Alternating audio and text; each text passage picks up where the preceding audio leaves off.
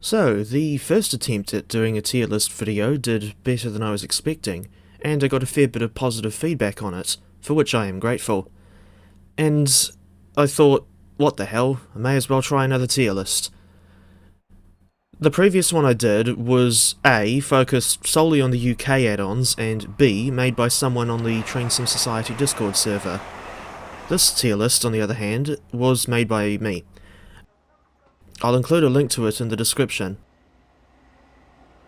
So, anyone who's been playing Train Sim World for a long enough time should be familiar with the fact that the vast majority of content for the game is either set in the United Kingdom, United States of America, or Germany. And as you can see, there are a few outliers, but not very many at the moment, and there's at least two more that are still on the way, in the form of Lisboa to Setúbal, Portugal, and the Tadami Line in Japan. But the Tadami Line has been on the roadmap for so long at this point that interest is waning, I'll just put it that way. Anyway, if you're not familiar with how a tier list works, I refer you to the previous one I made, in which I do sort of give a brief overview of how it works. Anyway, there's already a few that, or at least two, that are going straight into don't own and haven't played. Before anyone asks about the Liberec to Stara Parco route, I'm still a bit on the fence about that one, to be honest. To be clear, I'm not saying it's because I'm not trying to say it's a low quality route. From what I've heard, it's of a sufficiently high quality to give Preston to Carlisle a run for its money. But, I mean, I've got other expenses to get through first, so if I ever get Liberec to Stara Parca, that'll be a sizable way down the line. Anyway, so the first route that I'll go over is CN Oakville Subdivision. If I remember rightly, this was released sometime in 2020, and it's significant for being the first and so far only Canadian route in TSW. Now, part of me was initially thinking it should go straight into the absolute rot tier, but I'm not really sure, in all honesty. This Oakville route is sort of a mixed bag.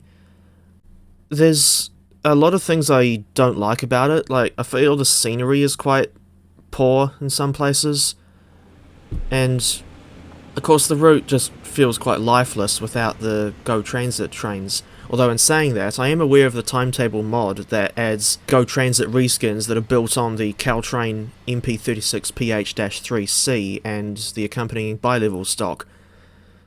But I haven't tried that timetable mod yet. Another point in this route's favour is that I think it's the only North American freight route in which all the services are less than an hour long. And of course the GP9RM, I've sort of got a soft spot for that one. Just because it sort of reminds me of the DC class diesel locomotives that we've got in New Zealand. That was another case of a locomotive type that started out as a high hood, but then got rebuilt later in life, and during the rebuild they cut the height of the short hood down.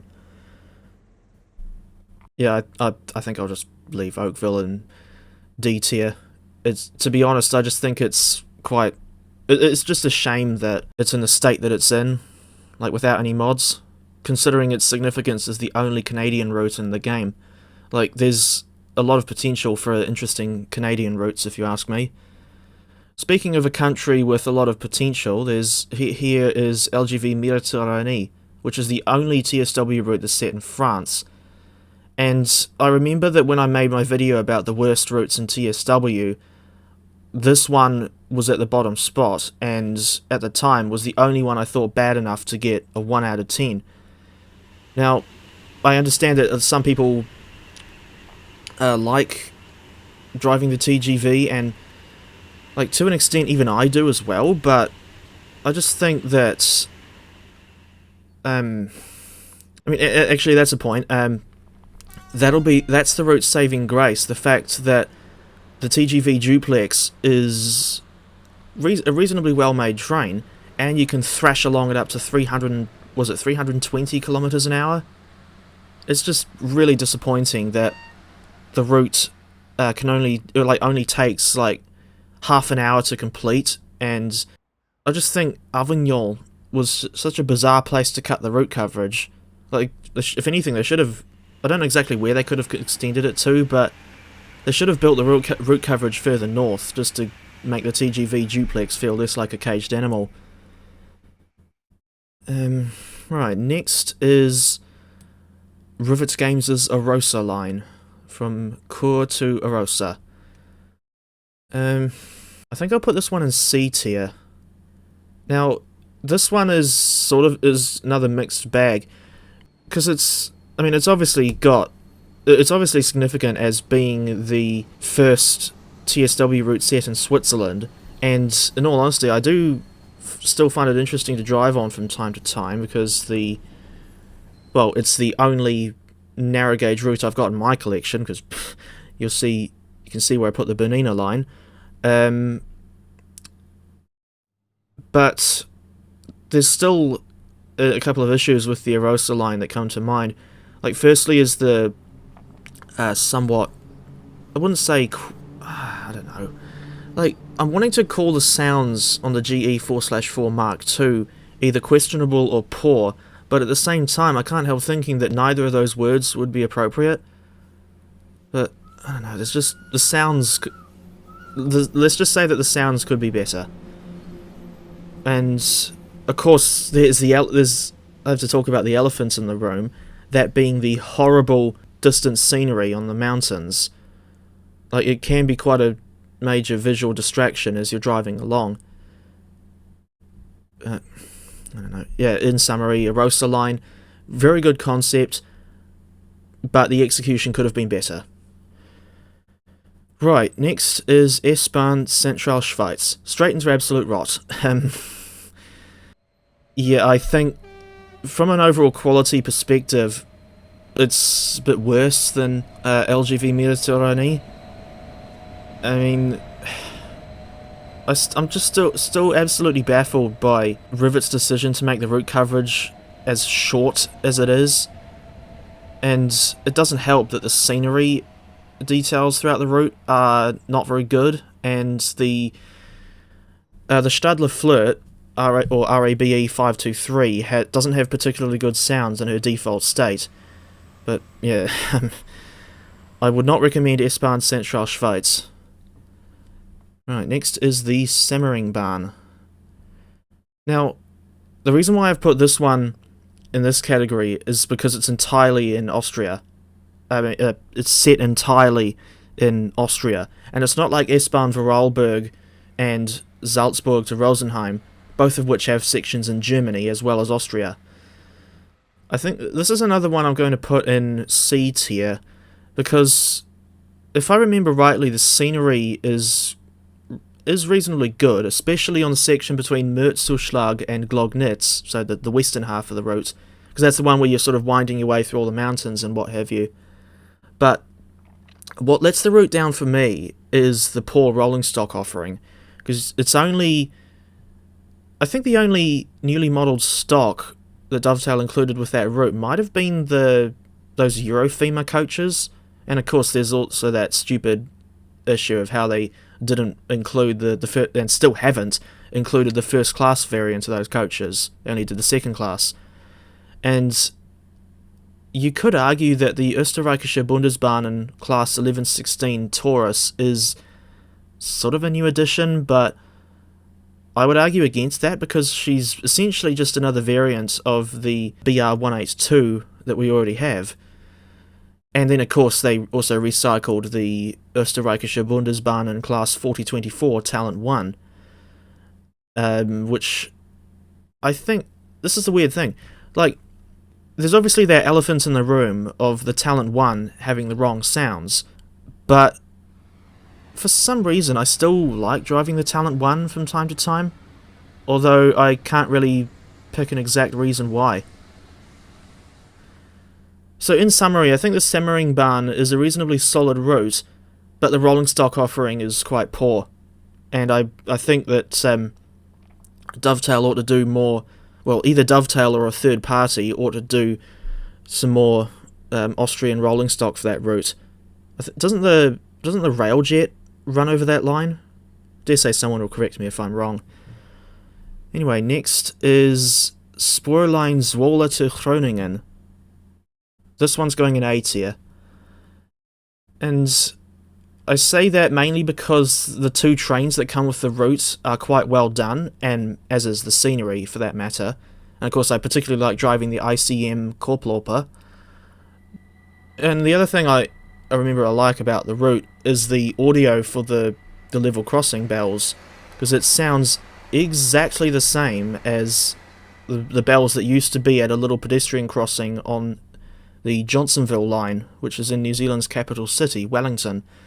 So there was the station to which this crossing is close is called Kundala, and that's, what was it, that's the third to last station before the terminus at Johnsonville. And just up the line, or as you leave Kundala going towards Johnsonville, there's this the line climbs a grade and turns towards a tunnel, but just before the tunnel you get to this crossing where they used to have the Dutch E-bells. Unfortunately, that crossing had the bells replaced with standard Western Cullen Hayes E-bells sometime in 2022, so it obviously has lost its charm. Anyway, back to the Dutch route in TSW. In summary, I would say it's a reasonably high quality add-on overall, but it's just it's a little bit boring to drive on, because there's basically no hills anywhere on the route. I mean, it's the Netherlands, so from what I understand, the Netherlands is generally a very flat country, so I'm not going to fault Dovetail for that. But and of course I forget exactly how long the route is, but I do remember that the stations are quite far apart, and most of the time you'll just be going along, I think it's a fairly straight route at, I think, no more than 140 kilometers an hour. In any case, I just hope that we can see more Dutch content in TSW in the future, preferably a route set far enough back in time that it would be appropriate for the Nederlandse Spoorwegen 1500 class, which were former British Railways class EM2 locomotives that ran on the Woodhead line. Right, lastly we've got the two gameplay packs that Rivet made for the Arosa line. Yeah, what the hell. C tier for both of them. I mean, generally I sort of have reservations against gameplay packs, especially since a lot of the time they're far too expensive for what you get. Actually, these two that they did for the Arosa line are no exception. Although I will say that the RHB Anniversary Collection does present a little bit better value for money, because you at least get 5 liveries with that one, whereas you only get 2 with Arosa aggregates. And I got both of them partly because I just wanted to have some more liveries for the GE 4/4 Mark II. And of course, Arosa aggregates does finally it finally includes the, what was it, some FAC ballast wagon, which and I've always been confused as to why that was left out of the base route. But in any case, if you were going to get either RHB Anniversary Collection or Arosa aggregates, I would highly recommend waiting for a sale, because, well, if I remember rightly, there's something like 21 New Zealand dollars at full price, and I just think that's far too much for what you're getting in either pack. And that's pretty much it for this tier list.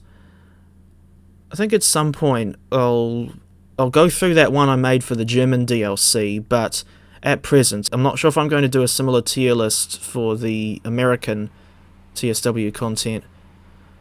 Anyway, I hope you found this video interesting, and yeah, I'm honestly not sure what else to say, so I guess I'll just sign off by saying thank you all for watching, and I'll see you in the next video. which should hopefully be a review of Thomas and Friend's Wonders of Sodor. Alright, take care everyone.